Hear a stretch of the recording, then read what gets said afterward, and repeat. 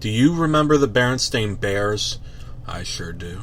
Not that it was a children's book that I was particularly interested in as a kid, but I was always well aware of the Berenstain Bears well up into adulthood.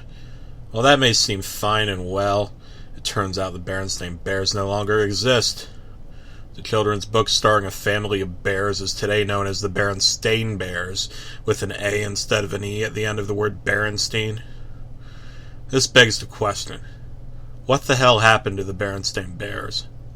I first noticed this curiosity when Googling around the internet, checking out the Berenstain Bears Game Boy Color game. I remember that game vaguely.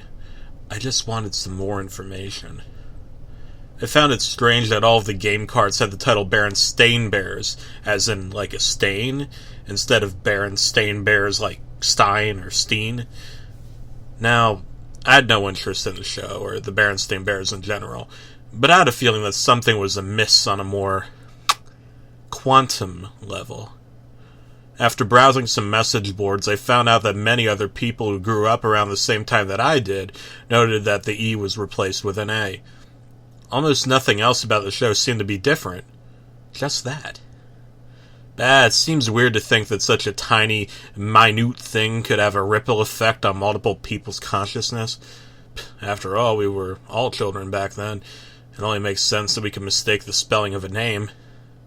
Well, I was reading at a college level by the 4th grade, and I simply knew for a fact that it was the Berenstain Bears with an E. It's not as though Kermit the Frog was suddenly known as Cormit the Frog. No, something was amiss. Now, it may bother you to think that the fabric of space and time is not static, but bends and twists. What I'm suggesting is the Mandela paradox. A very large number of people genuinely believe that Nelson Mandela died in prison sometime in the 1980s. Now, this isn't a single obscure incident. A large number of people genuinely remember this happening, even though Nelson Mandela died just recently. Is it possible that the universe that contained the Berenstain Bears with the E was somehow altered in some way to change very little other than a single letter? Or are many changes taking place through space and time constantly that we don't notice? Is it possible that we discount the majority of our brain glitches as just that, errors in our own recollection? Maybe the changing of an E to an A is more fundamental than that. Maybe it was just one decision made at one point throughout the timeline in recent history that caused countless printing presses, television broadcasts, and video game cartridges to display an A instead of an E. Well, of course, I haven't discounted the fact that maybe we're all susceptible to perceiving things that don't actually exist. After all, memories can be implanted into another person's mind with enough repetition. But this is something that I only had to see once to know that it was a reality. I hadn't even heard of the Berenstain Bears with an A until a few weeks ago. Well, there's a possibility that something else is happening. Most physicists believe that time can't be altered. But it isn't time that exists. Humans invented time to count the delay of living organisms. Go study special relativity and you'll know what I'm talking about. After some extensive research, I found a blog that contained a deep metaphysical theory on how the Berenstain Bears came to exist in our timeline. There are now a few theories, and neither of them are very mental stimulating or settling for that matter. The first is a commonly proposed quantum suicide theory. Seems like a pretty strong theory on one level, that every time a person in their life would have died, the timeline shifts just a little bit. Things arrange themselves so that you can outlive. Those who've had near-death experiences actually died in the alternate universe. But since the universe operates on such a static functionality, the idea that all of those things could have happened to change a little E to an A seems friggin' ridiculous. Insane, even. Well, it was only a few years ago that Jan Berenstain died. Maybe the theory works in reverse. The timeline adjusted to keep Jan Berenstain alive up until the age of 88? That doesn't make any friggin' sense at all. I have no relation to the Berenstains, and even so, how would simply wanting them to live force them to live in our timeline? No, I don't buy that suggestion either. Keep in mind that if the timeline changed in the traditional linear time travel sense, the Berenstain Bears would have always been the Berenstain Bears with the A. We wouldn't know the difference. The other possible suggestion on how the Berenstain Bears became the Berenstain Bears with the A, it's a little darker. See, there's a more elaborate possibility that time, for the sake of explaining it to the mind, is on kind of a set of quadrants.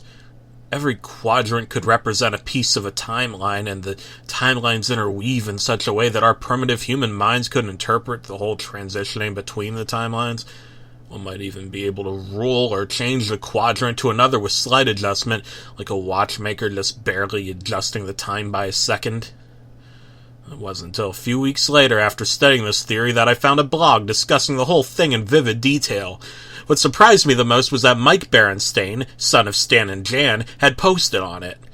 Evidently, the Berenstains had migrated to America in the 1800s and changed their name to Berenstain with an A because it was easier to pronounce. That all seems fine and well, but it doesn't explain how everyone remembers the Berenstain Bears as being the Berenstain Bears with the E and not the A. Of course, there were other posts on this blog. One involved recounting near-death experiences and seeing if everyone who had a near-death experience remembers the Berenstain Bears and not the one with the A. A few people did post, recalling almost ODing the death and nearly being killed on train tracks before surviving somehow. Good job, Snidely Whiplash. And then there was the evidence. For all those who discounted the alternate universe theory, there were newspaper articles from 1992 showing that they were indeed called the Berenstain Bears with the E. Going back to the quantum suicide theory, is it possible that during World War II in an alternate timeline, all minorities, including Jews, were exterminated by Hitler's fascist regime? This seems crazy, but Berenstain is a very Jewish-sounding name. They would have had to have changed their names to survive.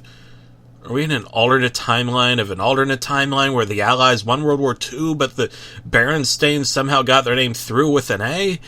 What if we can alter time, and that was the alteration made? What if when we alter time, we seek to alter it while changing as little else as possible? So are people from the future dictating what happens now? Oh, it's possible. But I think that the second proposed theory is more logical, the one involving time and quadrants. What if we suddenly found out that there was an infinite number of universes splitting to show every single possible outcome at any given time? No physicist could argue against this because there is existing evidence against it. Of course, some of the evidence is a little too compelling to discount this. I find it hard to believe that some of the most highly paid proofreaders in the world could let misspellings like this slip. Oh, in this image, you can see that the books are titled Berenstain with an E and not an A. And then there's one that isn't. Even the same book. So are the Berenstains the same as the other Berenstains? If they aren't, who exactly are the Berenstains with the E? Are there any greater differences between the bears other than that name's spelling? These books are old now, their creators are dead, and the answers are quite literally lost within the pages of time itself. But if my proposed theory is true, the Berenstain Bears with the E only exist today because the Allies won World War II.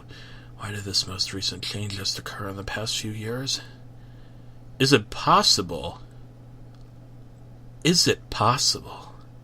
that if World War II was won by the Nazis, there would have been a World War III around this time?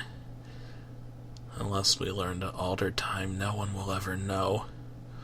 But these slight imperfections and changes in the fabric of time reveal something very unsettling about the nature of time itself. Are you really you? Did you really go to that school you think you did? Is that really your mother? Are there slight imperfections, just subtle hints at a larger fracture in the main frame of perceived history? In a way, it's discomforting. Many scientists often talk about just how unlikely the occurrence of things occurring or that it seems purely random. It's entirely possible that we're living in the best possible occurrence of things that could be occurring on some level. Maybe it's good that the little e is now an A. God,